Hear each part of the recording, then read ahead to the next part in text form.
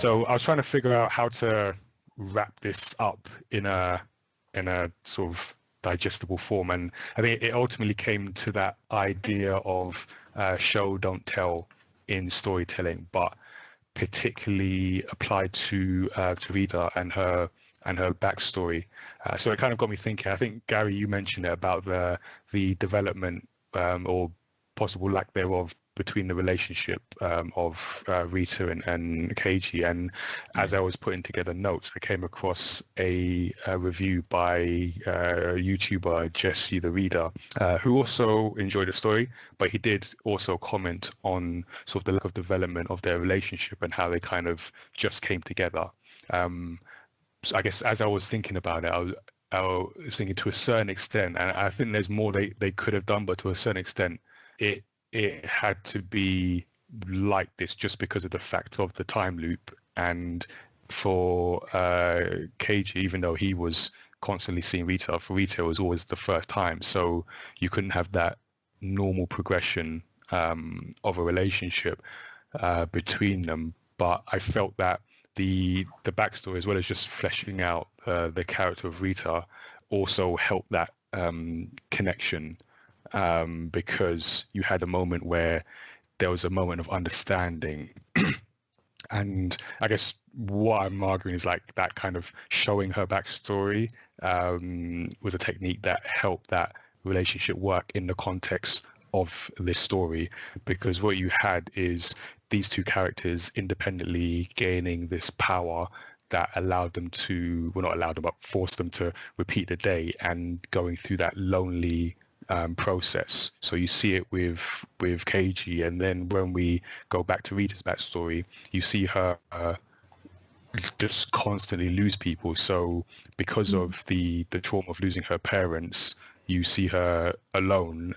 And then when she enlists in the United Defense Force and is going through the loops, again, she's on her own because she has no one to experience this.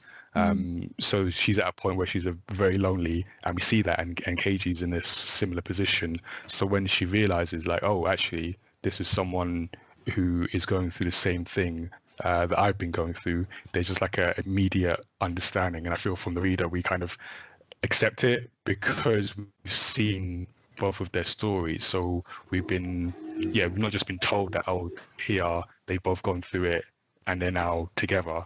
We've seen it, so I'm going to use the word empathy again. So we have that empathy for them and their situation.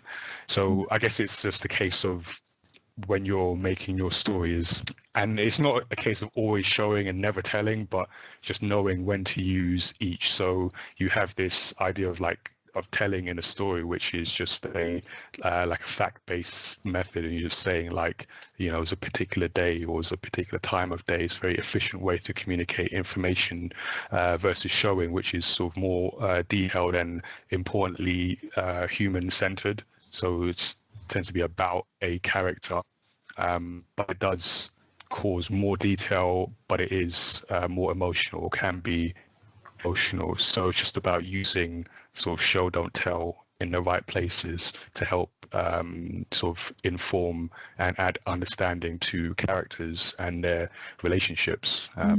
So that's just something to consider in your stories. So if you have something that you're working, let us know how you've kind of use show don't tell to make changes to your stories, to your characters, to relationships between characters. It'd be interesting to hear them.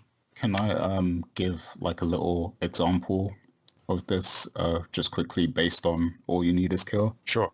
Okay. I think the only thing that I disliked about it was like the ending was very abrupt after the fight between Keiji and Rita. And there's a part where it literally just says, it's from Keiji's perspective, and he just says, you know, I destroyed the Mimic server, and it doesn't show it. Like we don't see him actually destroy the Mimic server. It just kind of moves on towards the end, basically. And I think that kind of that was a letdown, because it would have been cool to see him kind of take his frustration out on the Mimic server after what happened with Rita. Yeah, it might have been more sort of satisfying. Yeah, I think I love all this idea about show not tell, because I think it's a really, really good point. So it makes me want to read the short novel, because I wonder how much was, described in the actual novel. And when it comes to creating the manga, they had to maybe focus on areas like the characters or developing the character relationship, so they couldn't necessarily put in other parts. So that would be my next step. Okay. We read the graphic novel and compare the three mediums all together. Because like that, like perhaps in the novel, the end scene where he does destroy the mecha or the Omega Alpha, whatever it's called. Yeah.